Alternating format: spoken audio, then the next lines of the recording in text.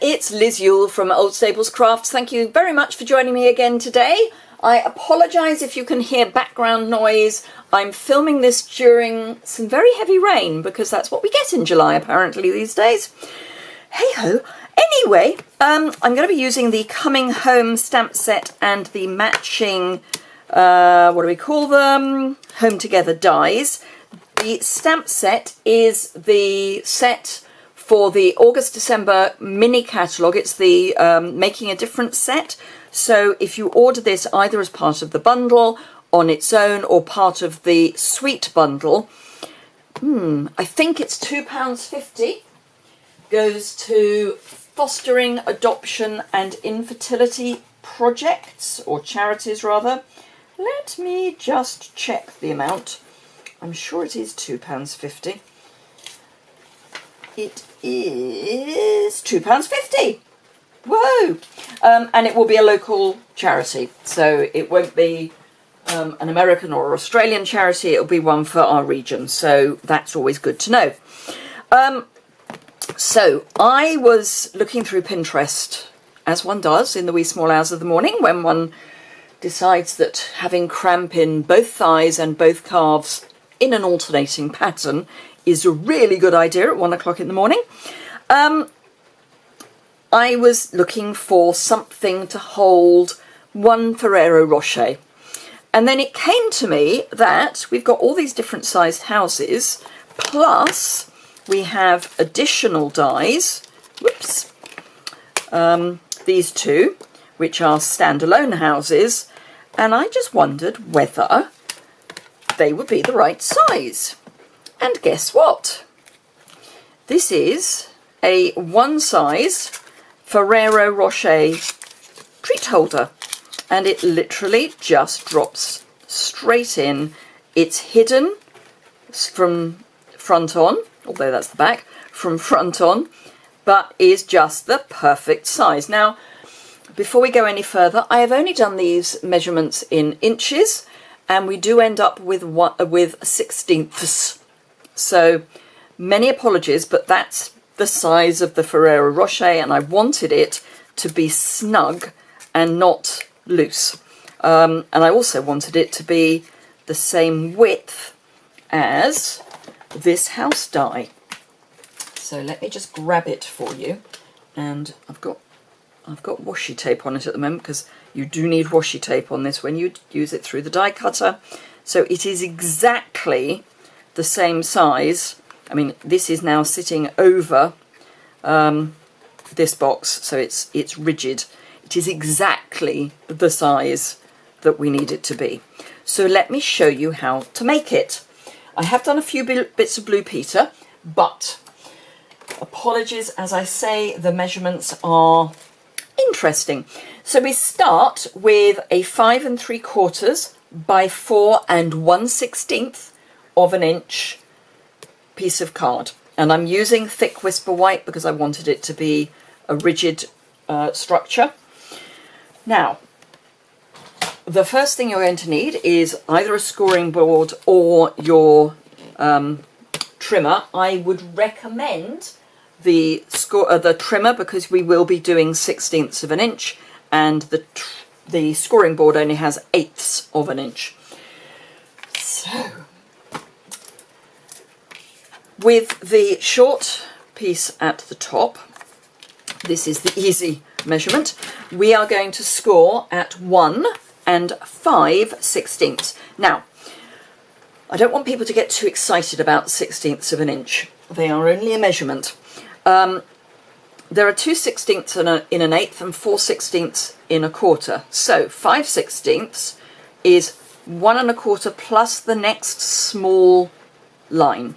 That is 1 5/16. So we score there. What we're going to do next is only partial scoring, and this is very important. So, with the base down, because this is the base, we are going to score at, let me just get my measurements, 1 5/16, and we already know that that is 1 1/4 plus one short little blip. but we're only going to score up to the 1 1/4 mark, so here. Don't worry if you don't go far enough. Better to not go too far than, better to go not far enough than too far. That's what I'm trying to say. So that's the first one. The next one is 2 5/8, so 2, 2 1/2 is 4/8, 5/8 therefore is the next slightly larger tick. So again, we're going up to the 1 1/4 or thereabouts line. We're then going to 3 15/16, so 16/16 in an inch. We want to be 1 short blip away from the next 4 full inch. So 1 short blip away from 4 to 1 1/4. And then finally 5 1/4. Or you can look at it another way and think 1/2 an inch at this side. And this you still need to do short. So let's see whether you're going to be able to see this. It's probably easier from this side. So this is our full line, and then these are all not coming all the way up. They're going all the way to the bottom, but they're not coming all the way up. Do not score any or burnish anything at this point. So our house is wider than the box. So we need to be looking at bits of card that have got something either side. So we're going here and here, so that when we put our die on, and you can actually feel it get into the score lines, and that's when you want to get your bits of washi tape and stick those in place. Grab your, I'm using a metallic base plate, but grab your base plate with one cutting plate, and then what you want to do is have the other cutting plate so that this edge lines up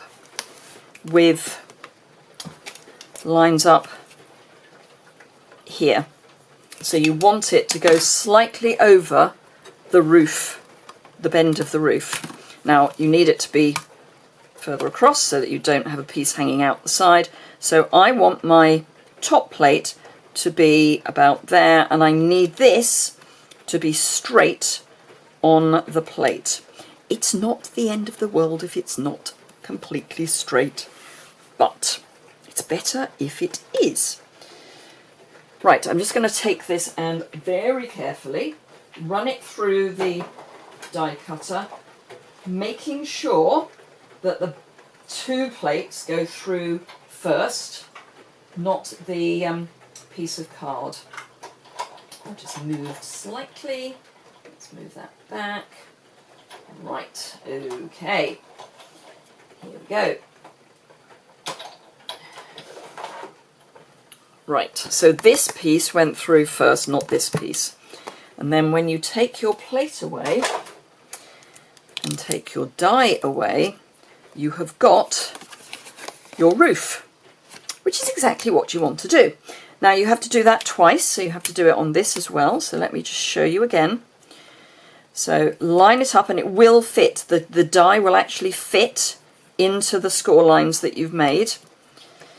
Make sure that's well stuck down, and do exactly the same again with your card straight and just overlapping that roof bit of your die. So let me just get that straight, line it up, and off we go.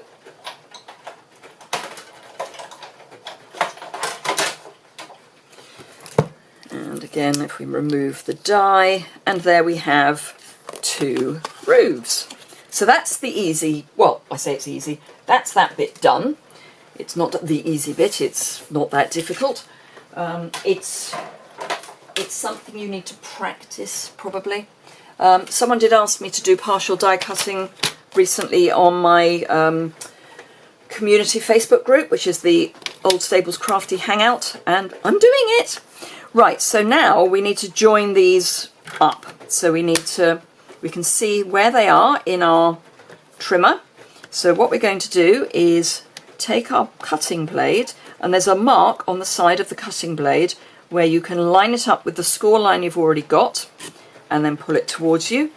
And again, it is better to have a little bit of card on your house still than the other way round. So again, let's go up to there, and I'll show you what I mean by that in a moment.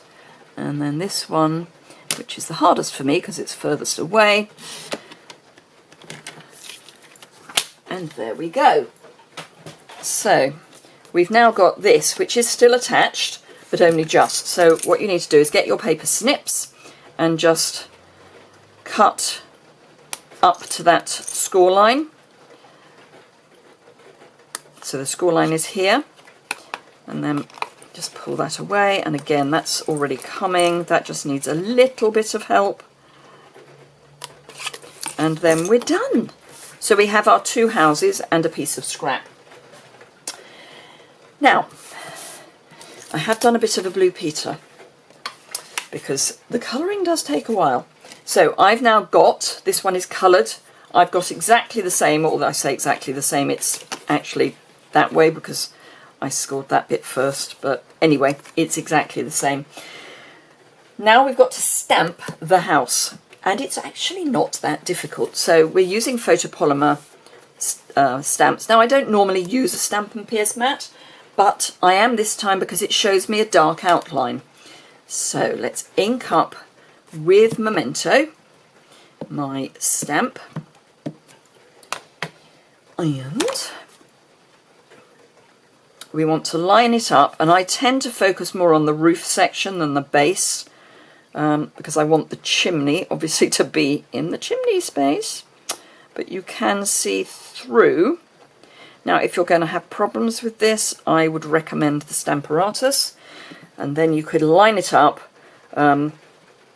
perfectly, then ink up your stamp and stamp. So, but as I say, it's not that tricky. Okay, so colouring. I'm doing slightly different colours this time, not dramatically, but very slightly. So for this one, I did crumb cake for the house and ivory for the windows, and everything else I'm doing is the same. This time, oh, and Poppy Parade, and so I only use Poppy Parade Dark for the door. I'm using both. You get them in a kit, in a set. So I'm using Balmy Blue. No, Seaside Spray for the windows. I'm using Pool Party Light and Dark for the house. Cinnamon Cider for the roof, which is what I did before. So yes. So I'm going to start at the top and work down. So Cinnamon Cider, I want a dark bit at the top of my chimney. And then I'm just going to add some shading. Now you do want to just be aware that I find that the thick Whisper White has more of a tendency to let the ink bleed than smooth. So this is thick Whisper White. If I pop this on, can you see that that's bleeding out? Whereas on a piece of smooth Whisper White, even if it's dirty, let's try and find a clean side, it doesn't move so much. It's because the smooth Whisper White is rolled so that it's a much tighter weave, for want of a better word. So I look at it as if it's fraying into the card. So I'm just going to add some more shading with my dark Cinnamon Cider. And then with my light Cinnamon Cider, I'm going to come in and, again, being conscious of the fact that it's going to bleed a little, I'm going to come and colour just inside the black lines. I can always go back and add more, but I can't take it away once it's bled out of the stamped image. And then do the chimney. Now you could add some shading on the chimney if you wanted to, and then just to blend out the bottom where I've got lots more shading, I'm just using a circular motion, but again I'm keeping away from the edge of the image And there we have our nice roof. So that's the cinnamon cider done. For the house, again, I've got my dark pool party. I'm going to add some shading.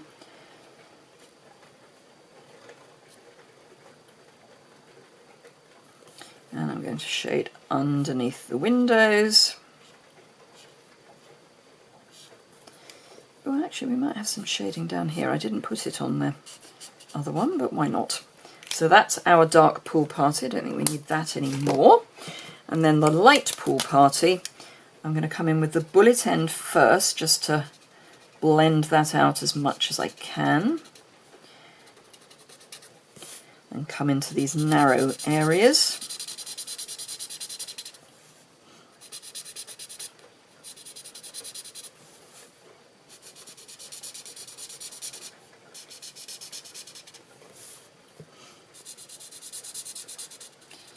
And just, if you see a harsh line, just come in and blend it out.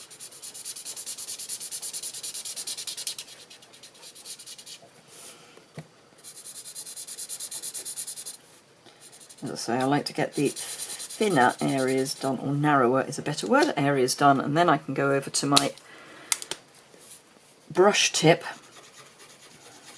And I'm using a very light touch. You don't want to press too hard or you'll damage the tip. If you're pressing, if you tend to press hard, you want to use the bullet tip. It's a much tougher tip. This is for a gentle touch. And then for the shading at the bottom,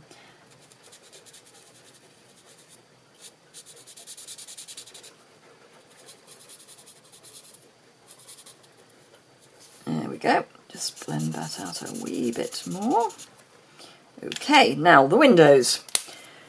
So for the windows, I'm actually going to do light, dark, light. I know, inconsistency rules. So light.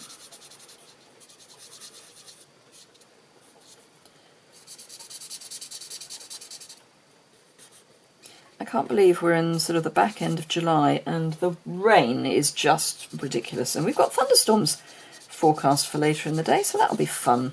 It is warm, however. It's actually very, very muggy, so it's quite unpleasant.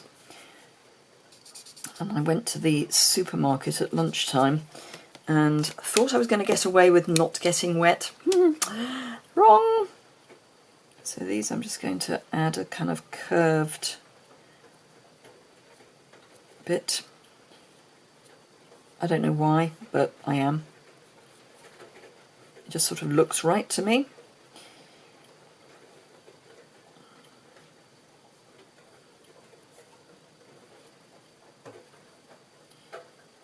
I'm not going to bother doing that on the front door because those panes of glass really are very, very small. And then come in with the bullet tip again and just blend that out.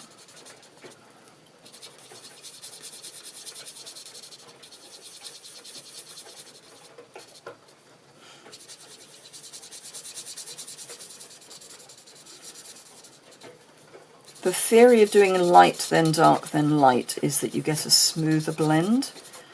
I'm not 100% convinced. I think a lot of that has to do with the paper that you're using. Right, and now I'm going to do dark Poppy Parade round the window.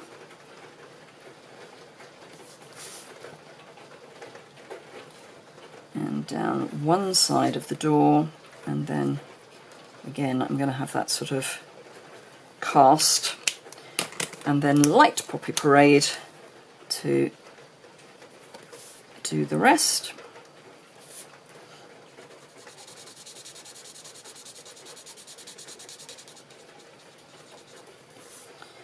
And just blend that harsh line out so that it becomes shading rather than a harsh line. Okay, so reveal. There we are. There's the one I prepared earlier, as they say. Oh, I put a shadow under the window. Okay, I did that there, and I didn't do that there. I want them to be the same. It's just what I am. they're supposed to be the same house. There we are. Let's touch in there a bit. Good. Okay, so that's the colouring done. We will be doing some more stamping and colouring, but only a tiny bit. So we now need to make this into a box. So now, don't worry about the inside. We will be dealing with that.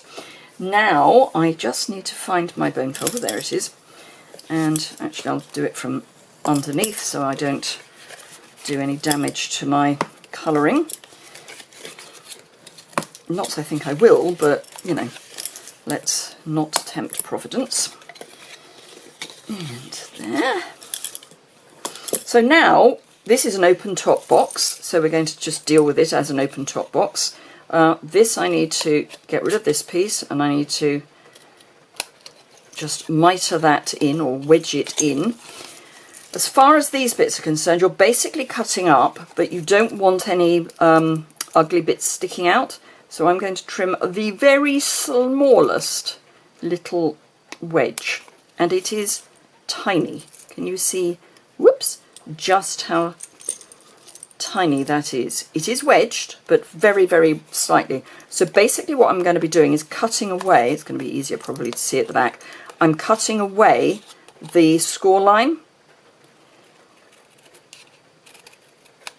but coming into this point. So cutting the score line but into the point, and it's where the point meets. So you still end up with this tiny little sliver of card.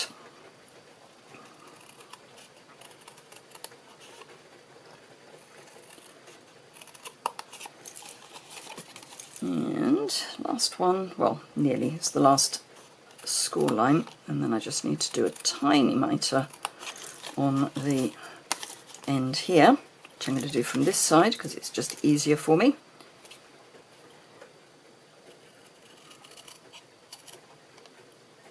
There we go. So tiny little slivers. If I bring in this piercing mat, you should be able to see.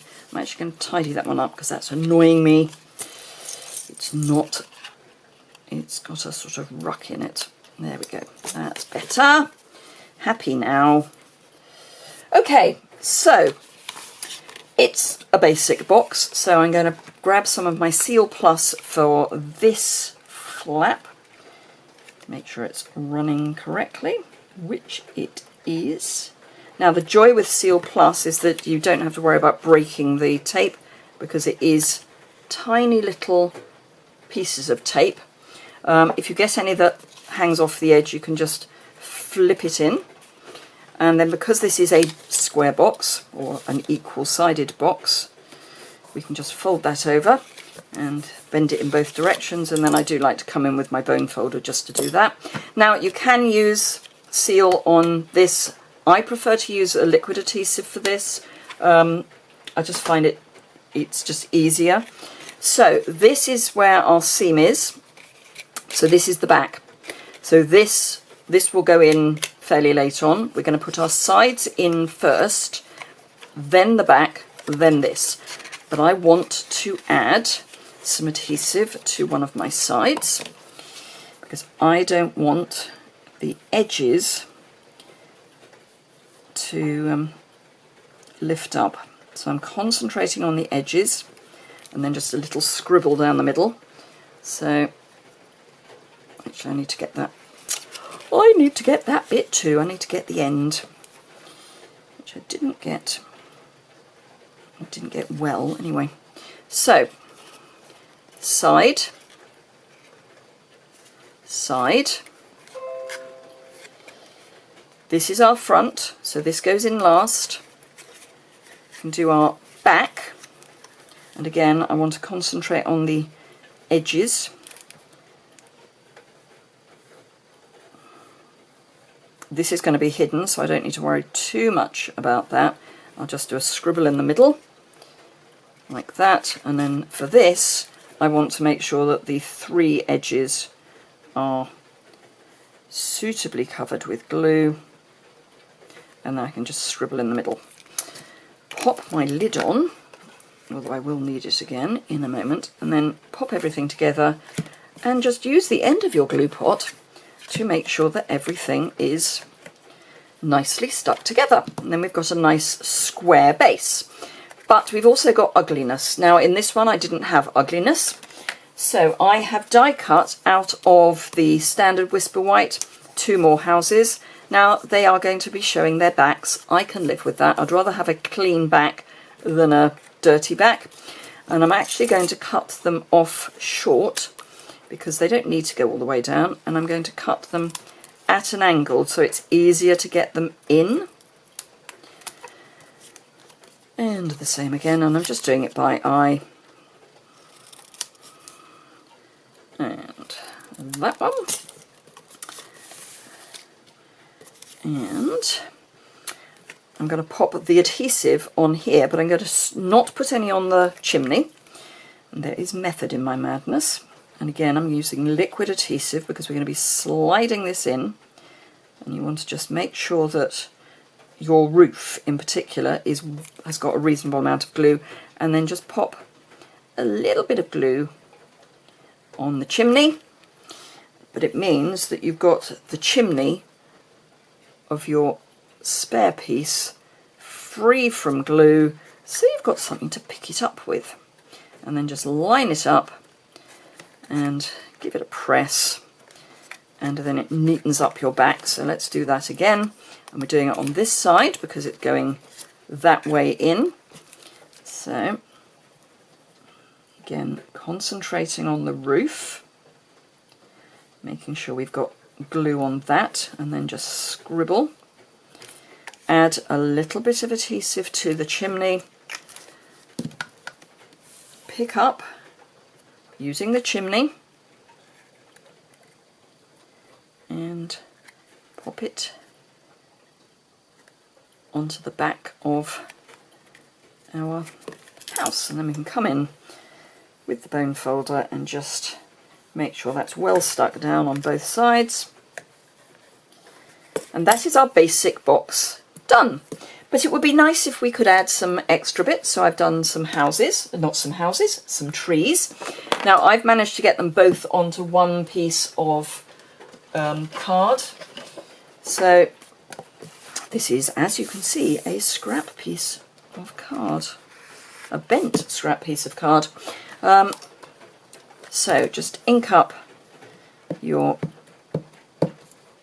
trees.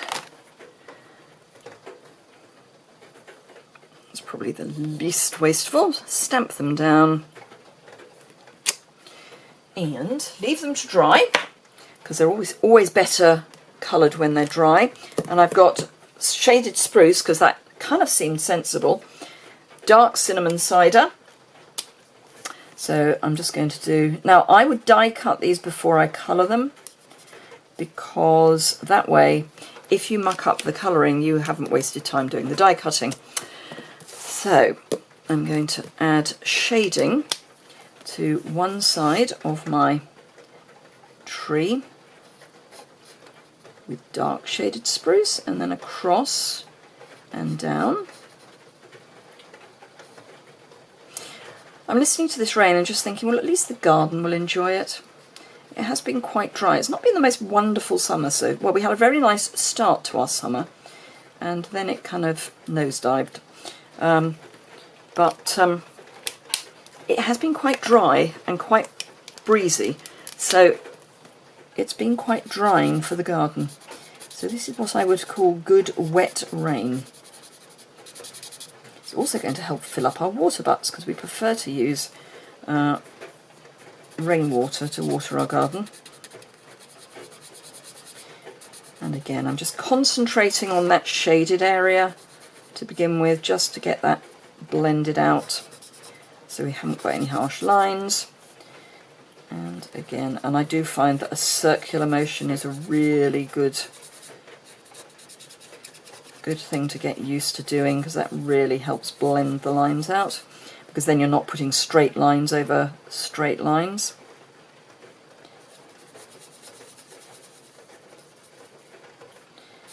Just go back and blend out anything that you think is still not quite blended.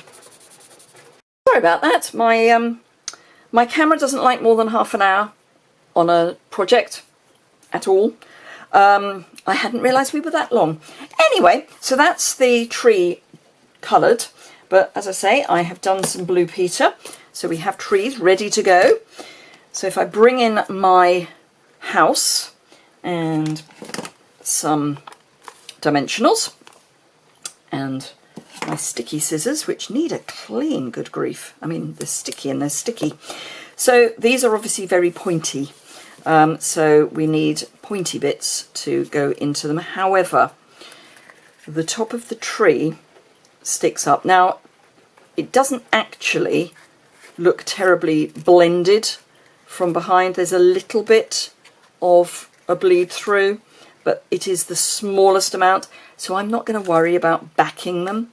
There are limits. But what I am going to do is cut nice little tree bits. So these, because these are going to go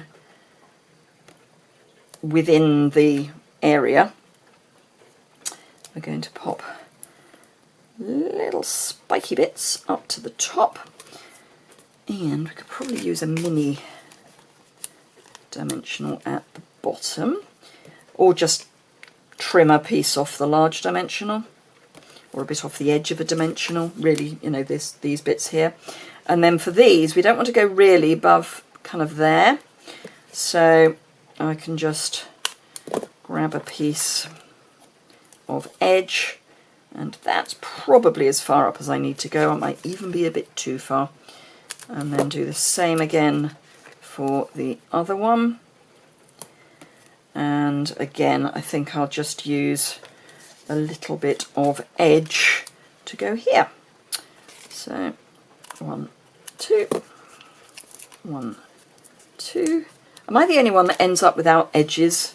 Because I use my edges, the edges of my dimensionals, for so many things. I almost end up with no edge and lots of dimensional, rather than dimensional and no dimensional and lots of edge. Anyway, so I'm going to pop these on first. I'm just making sure that they are kind of grounded, and then one of these. And it doesn't matter whether you do them small to the left and large to the right, or the other way around. It's up to you.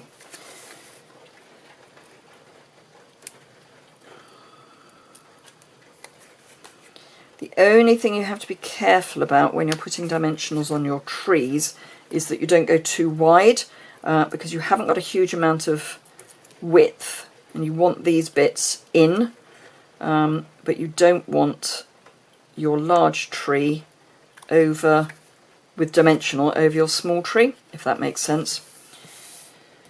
So there we are, and if I grab another Ferrero Rocher, because I can have Ferrero Rocher in my craft studio without any problem at all, because any of you who have been with me for a while know I can't eat chocolate.